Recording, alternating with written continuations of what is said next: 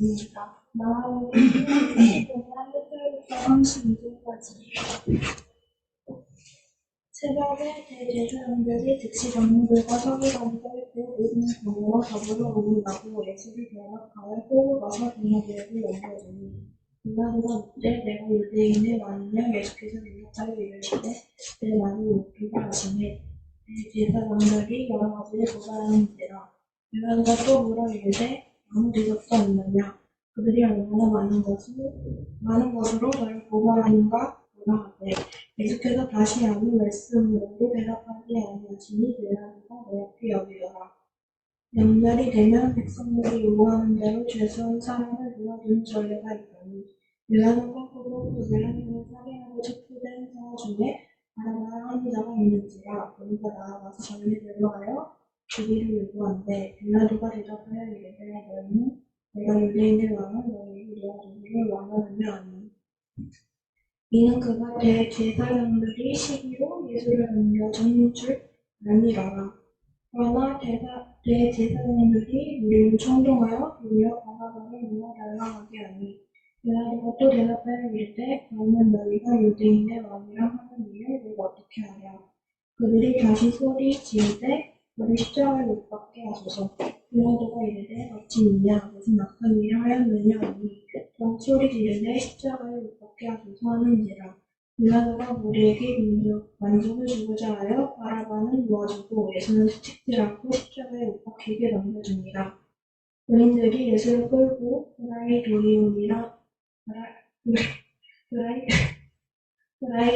브라이두리온이라는 뜰 안으로 들어가서 오는 군대를 보고 예수에게 자색 옷을 입히고 가시관을 엮어 씌우고 경례하여 이르되 유대인의 왕이여 평안을지어다 하고 날개로 그의 머리를 치며 침을 뱉으며 그와 자라노라. 이런 다 하고 자색 옷을 벗기고 도로 그의 옷을 입히고 십자가에 못 박으려 끌고 나가니라. 마침 알렉산더와 루페 아버지인 구레네 사람 시몬이 시골로부터 와서 지나가는데 그들이 그를 억지로 같이 가게 하여 예수의 십자가를 지우고 예수를 끌고 나아가는 곳에 이르러 모략을 탕포로들을 주었으나 예수께서 받지 아니하시니라. 십자가에 못 박고 그 옷을 나눌세 누가 어느 것을 가질까 하여 저들이 묻더라. 때가 제상시가 되어 십자가에 못 박으니라. 그 위에 있는 제때 유대인의 왕이라 썼고 강도들을 예수와 함께 십자가에 못 박으니 하나는 그의 옷단에 하나는 저편에 있더라. 지나가는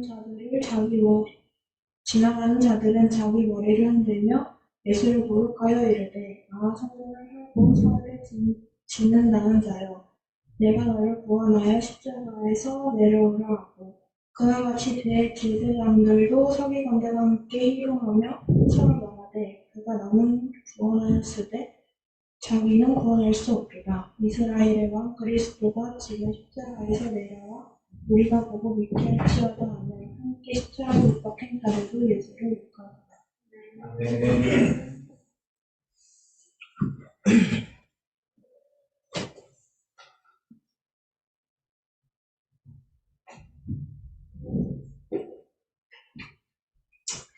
우리가 그 사도신경을 보면 본디오 빌라도라는 사람에 의해서 예수님께서 십자가 고난을 받으시는데 이제 본격적으로 예수님께서 빌라도에게 고난을 받으시기 위해서 십자가에 달려 죽으시기 위해서 이제 끌려가십니다. 빌라도 앞으로.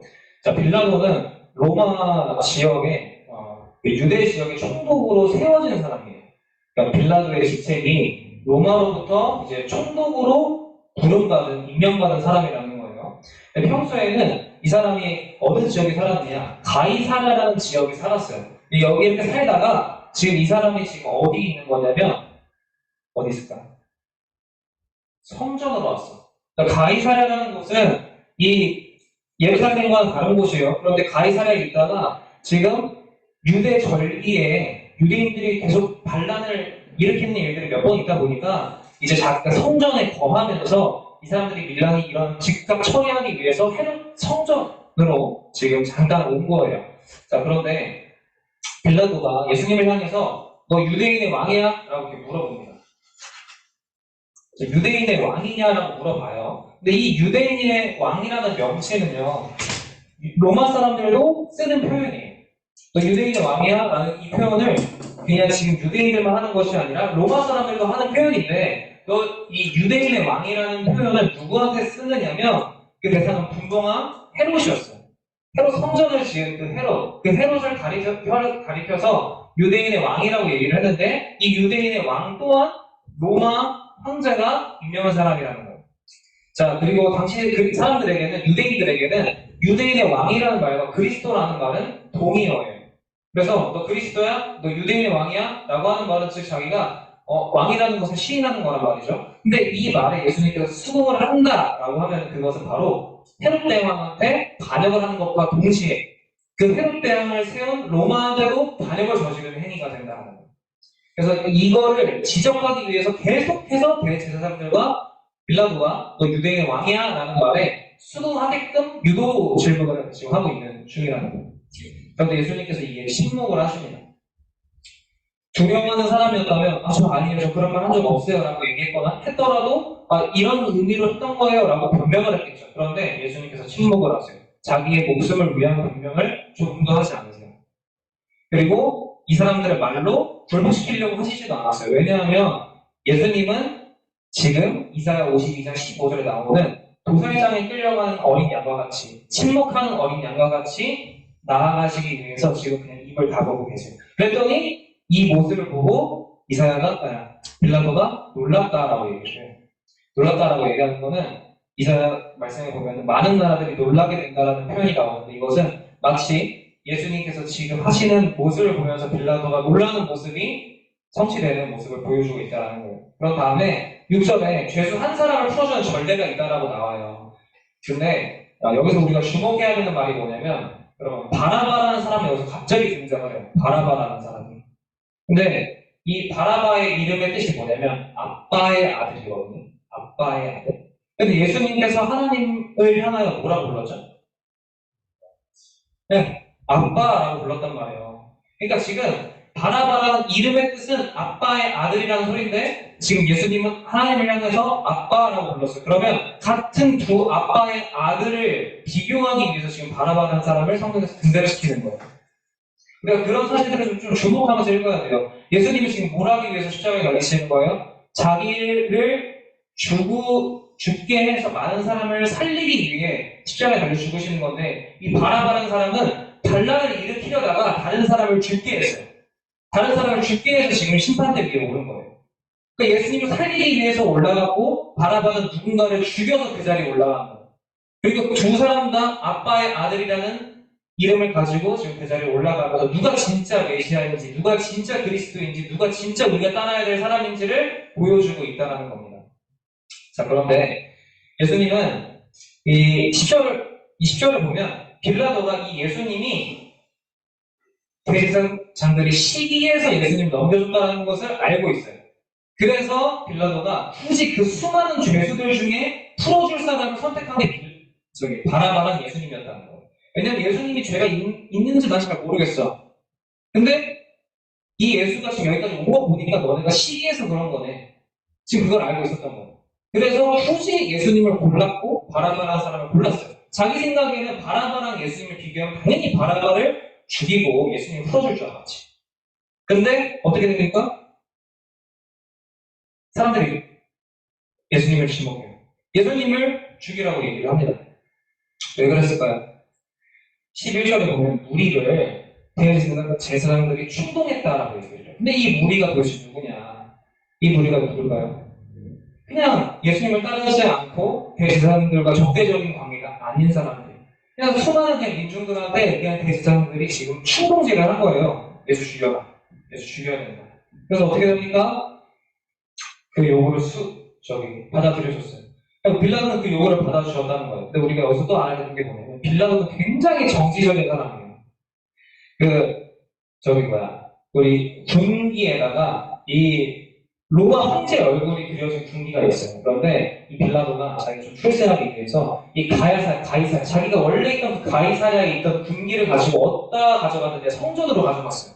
성전으로 가져갔는데 이 유대인들한테 지키게 하면 뭐가 있어요? 어떤 우상도, 어떤 형상도 짓지 말라고 했잖아요. 그런데 이 황제의 얼굴이 그려져 있는 군기를 지금 예루살렘 성전에 가져왔다는 것은 이거는 십계명 어기는 법이란 말이에요. 그러니까 이 사람들이 반란을 이 사람이 계속 유대인들이 안 된다. 이렇게 하면 안 된다. 걷어가달라. 이렇게 얘기를 했어요.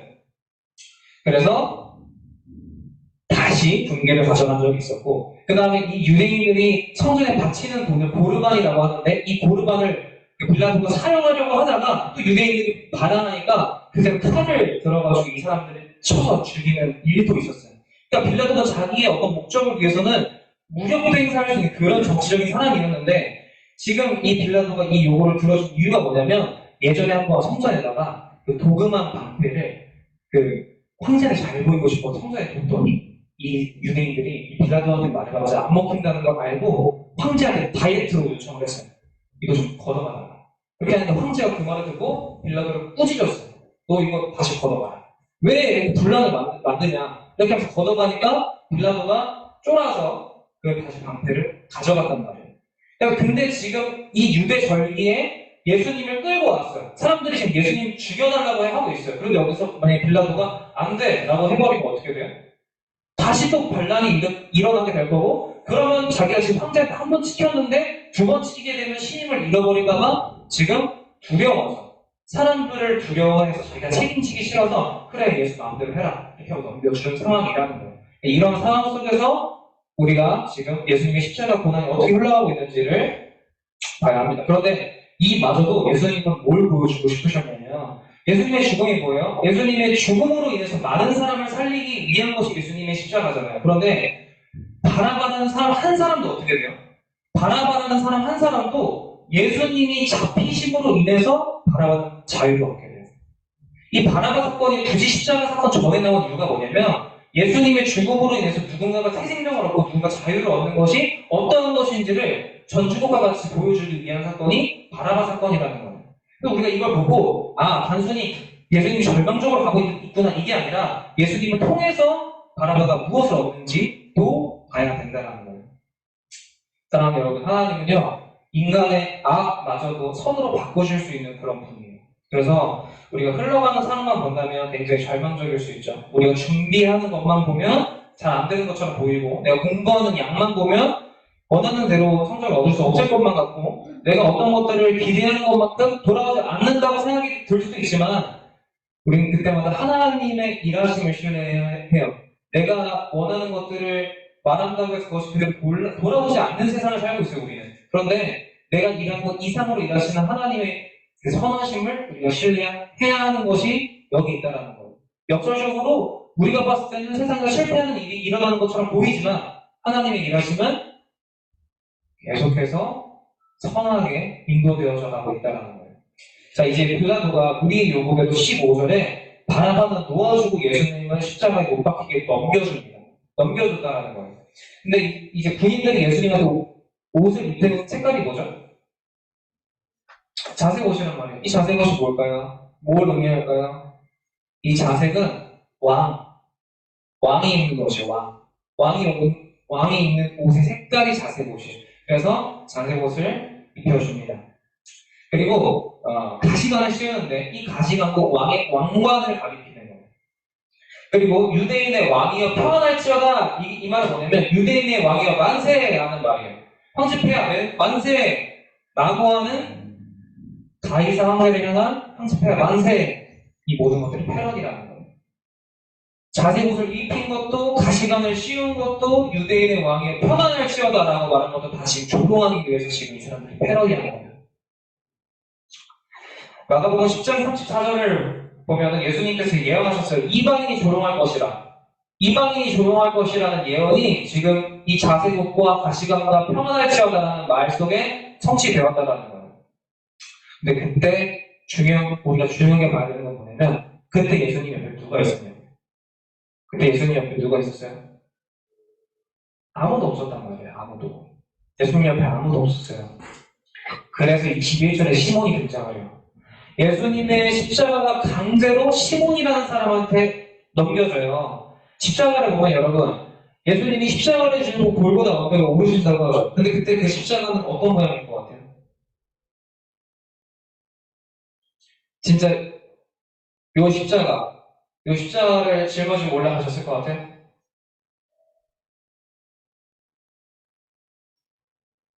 자, 우리 십자가는 요렇게 되어 있죠. 요렇게. 그래서 요렇게. 이 세로 빗장은 이미 골고다에 세워져 있어요.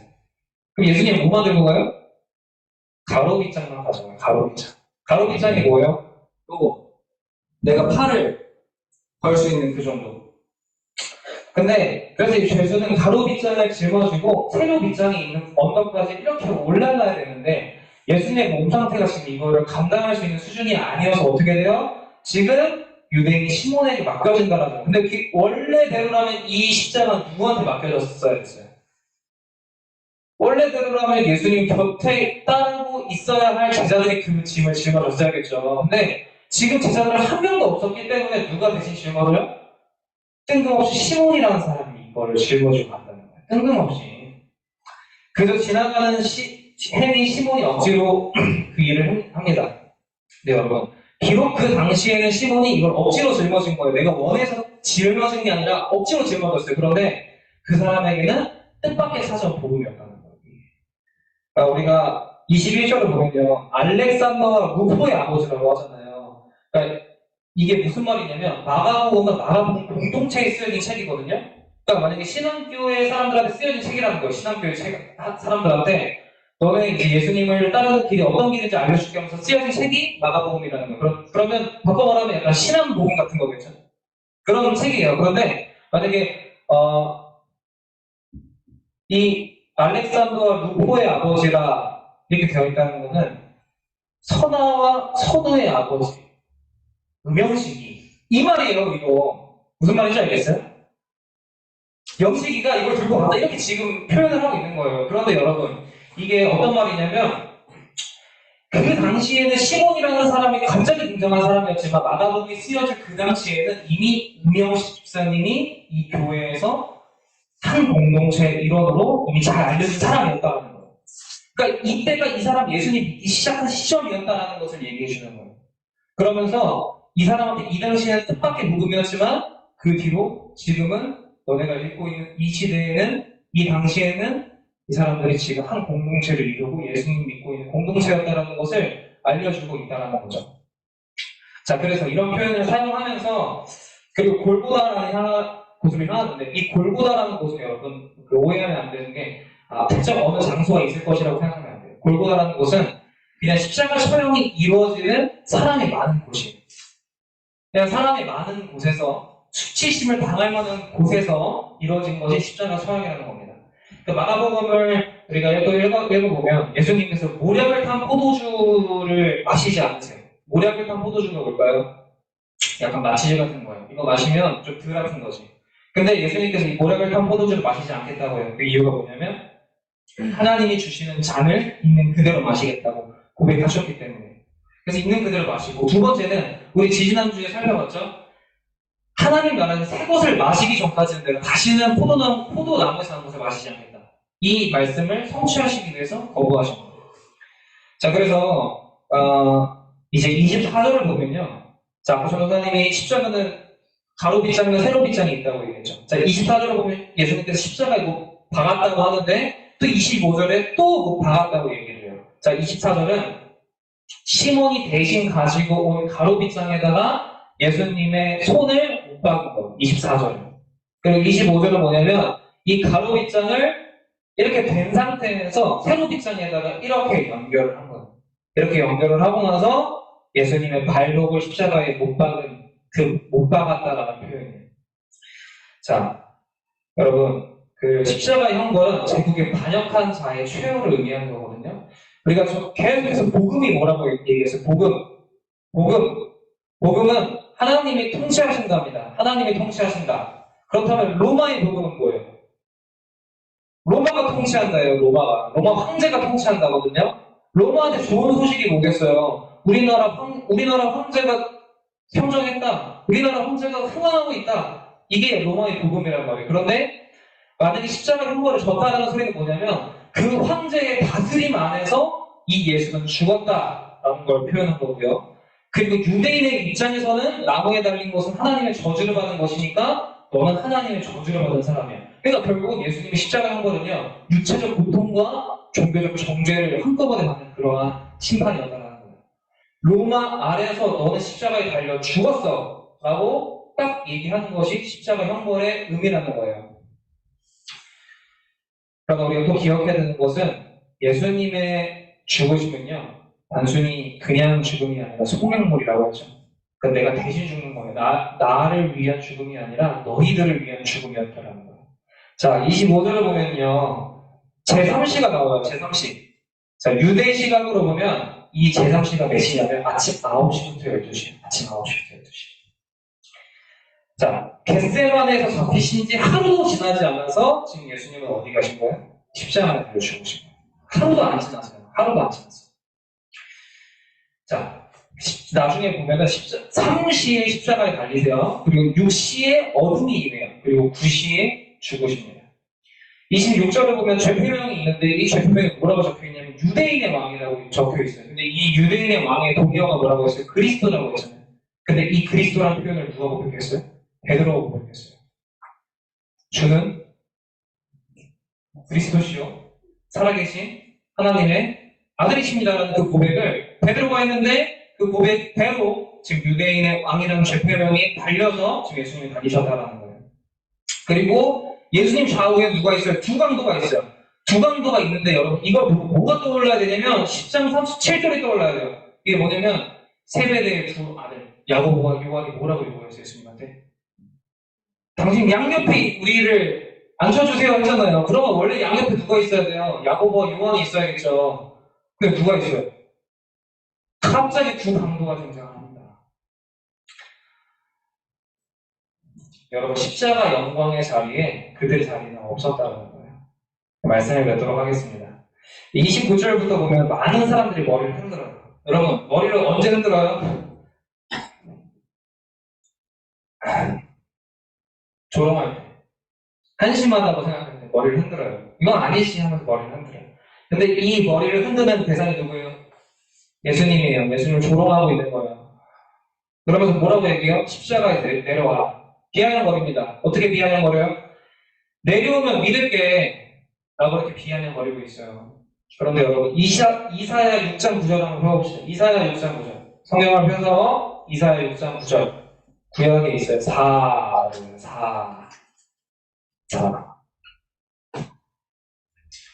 이사야 6장 9절을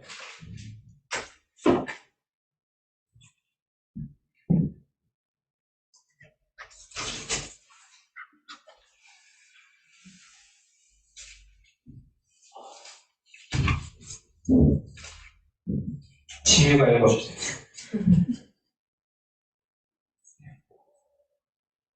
9절이요? 6장 9절. 여호와께서 이르시되 가서 이 백성에게 이르시되 너희는 듣기는 들어도 깨닫지 못할 것이요 보기는 보아도 알지 못하리라. 아멘.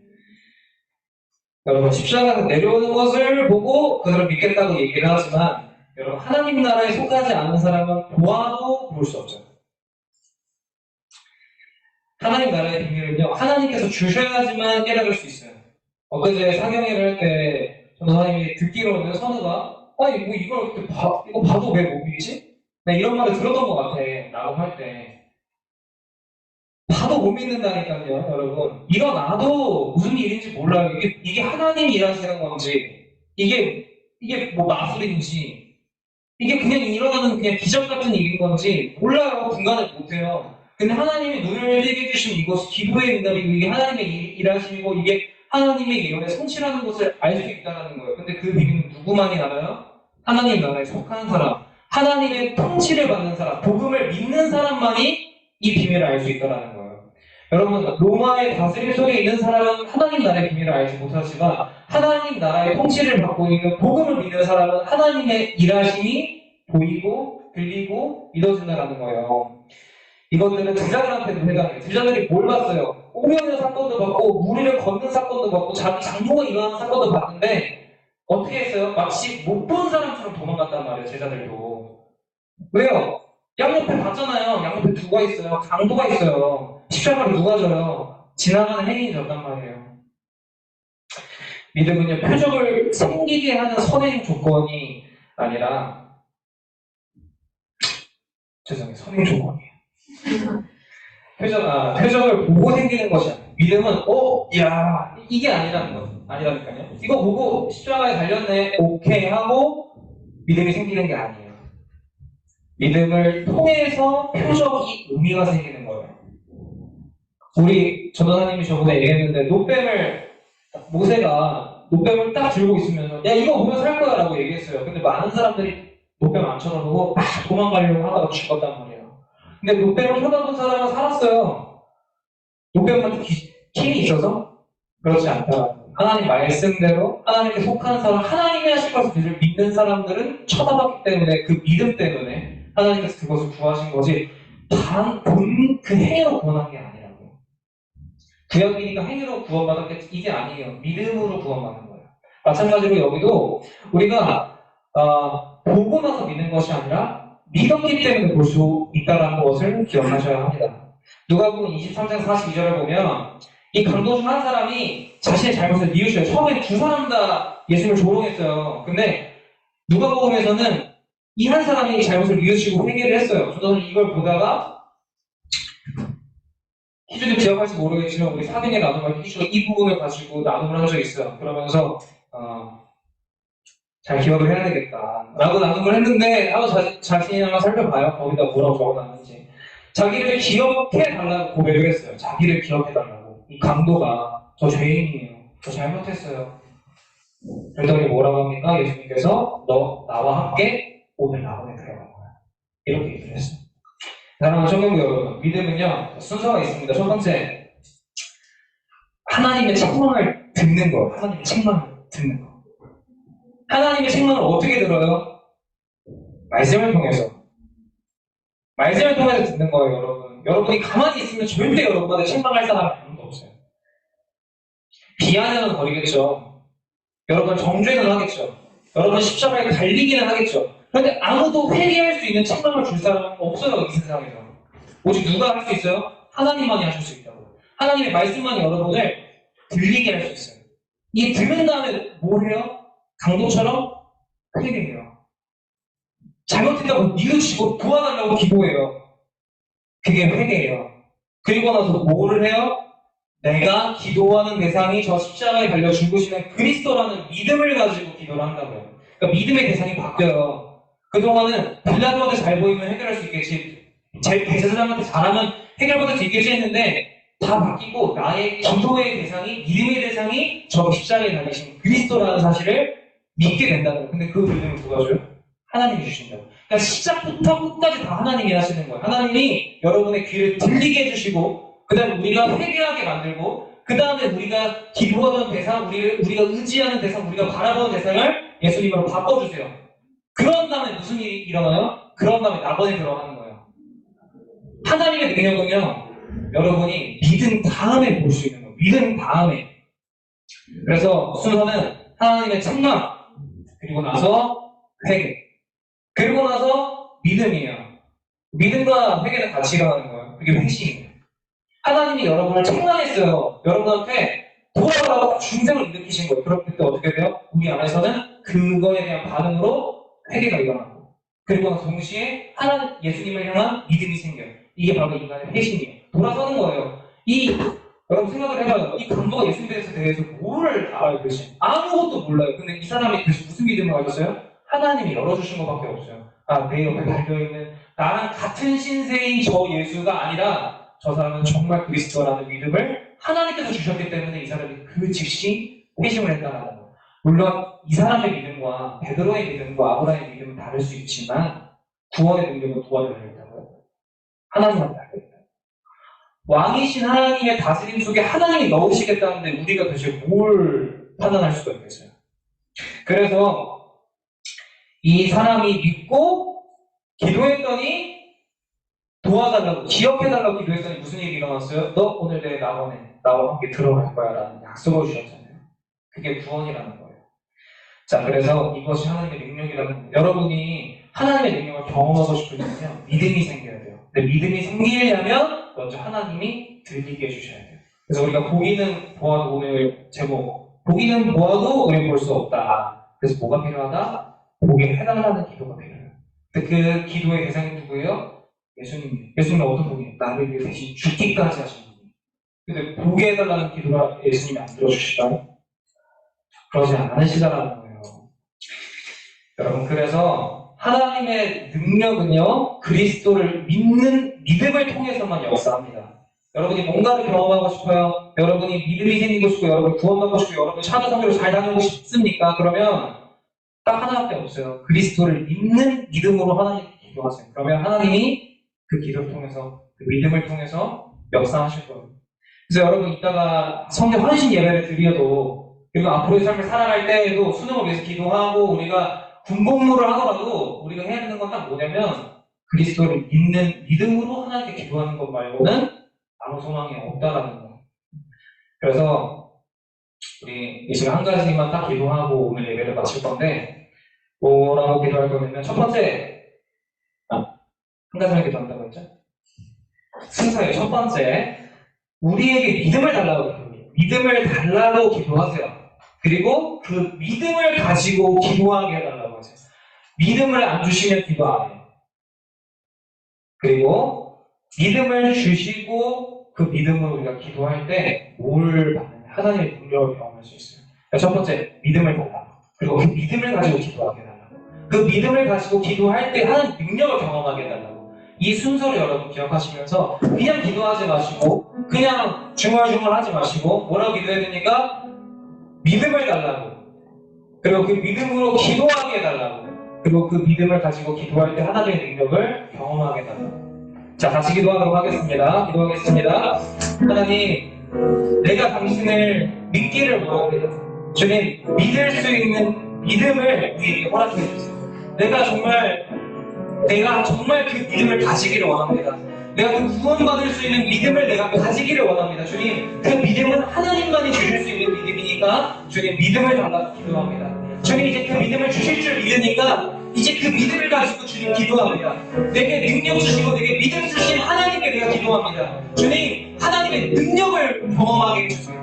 아버지, 우리가 하나님의 능력을 경험할 수 있는 것은 오직 믿음으로만 가능한 줄 믿습니다. 아버지, 우리 가티엘 청년부의 예배가 정말 하나님의 능력이 임하고, 우리 가티엘 청년부의 삶이, 또 지원이의 지휘의 삶이 하나님의 능력이 가득하기 위해서는 아버지, 하나님의 주시는 그 믿음으로만 가능한 줄 믿습니다.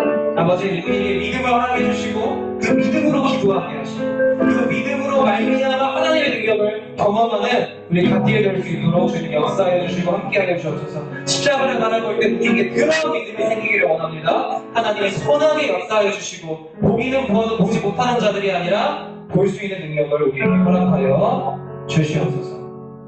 주님 감사합니다. 기도하겠습니다. 하나님, 우리에게 믿음을 허락하시는 분 하나님이신 줄 믿고, 우리에게 주신 그 믿음으로 우리를 기도하게 하시는 분도 하나님이신 줄 믿고, 그 믿음으로 기도할 때에 하나님의 능력을 주시는 분도 하나님이신 줄 믿습니다. 주님, 그것을 주시기 위해서 예수님께서 이 땅에 오셨고 우리를 위해 대신 죽으신 줄도 믿습니다. 주님, 우리가 그 믿음으로 말미암아 하나님께 나아가는 평생의 삶을 살아갈 수 있도록 도와주시고, 아직 예수 그리스도의 그 십자가를 모르는 차드 땅의 사람들에게 이 복음을, 이 비밀을 알려주러 가는 우리 가티엘, 또 우리 신앙교회 차드 선교팀이 될 수 있도록, 또 우리 삶 속에서 예수님을 알지 못하는 사람들에게 이 복음을 전하는 나그네로 살아가는 우리 가티엘 청년부 될 수 있도록 주님 함께하여 주옵소서. 예수님의 이름으로 기도드렸습니다. 아멘.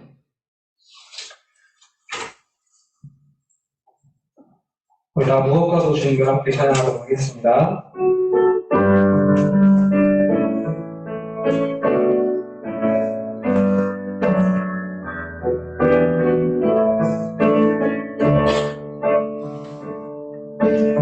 무엇과도 주님을 바꾸지 않으니 다른 어떤 은혜도 하지 않으리. 오직 주님만이 내 삶의 도움이시니 주의 너를 보기 원합니다.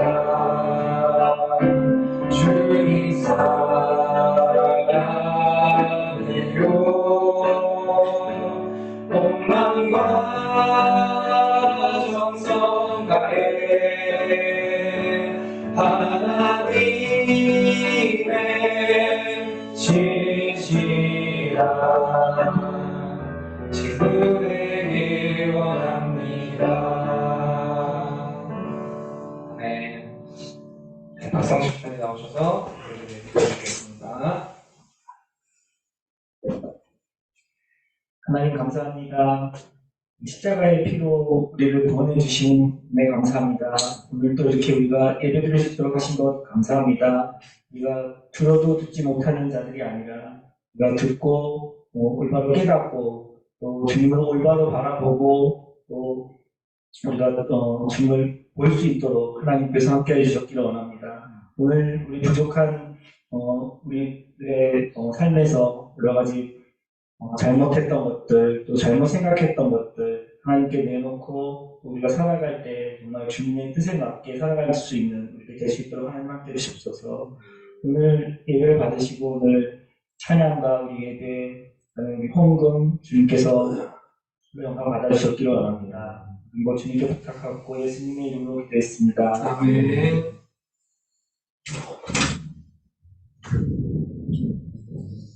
주기도 원하심으로 같이 예배를 마치도록 하겠습니다. 하늘에 계신 우리 아버지여, 이름이 거룩히 여김을 받으시오며 나라의 가옵시며 뜻이 하늘에서 이루어지는 같이 이 땅에서도 이루어지이다. 오늘날 우리에게 말씀을 주옵시고 우리가 우리에게 죄 지은 자를 사하여 주것 같이 우리 죄를 사하여 주옵시고 우리를 시험에 들게 하지 마옵시고 다만 하나님께서 구하옵소서. 대개 나라와 권세와 영광이 아버지께 영원히 있사옵나이다. 아멘. 네, 나가서 광고 해주세요.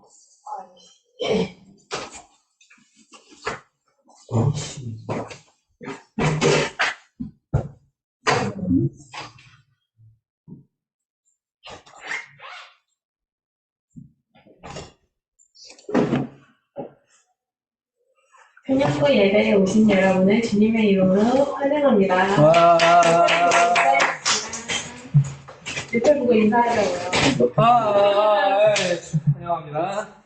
2023년 표어를 같이 외쳐봅시다. 시작. 너는 내 사랑하는 자녀라. 내가 너를 기뻐하노라. 궁금한 예배점을 미리 준비해주세요. 네.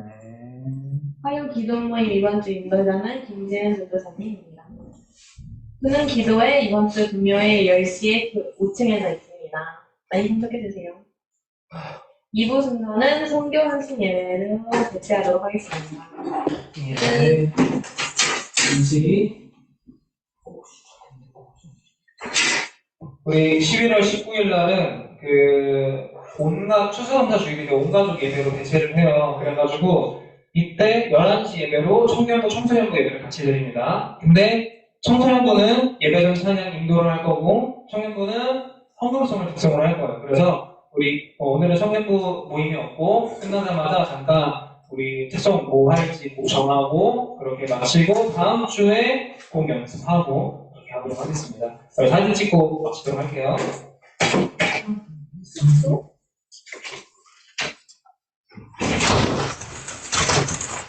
자, 여기 한번 보시고 하나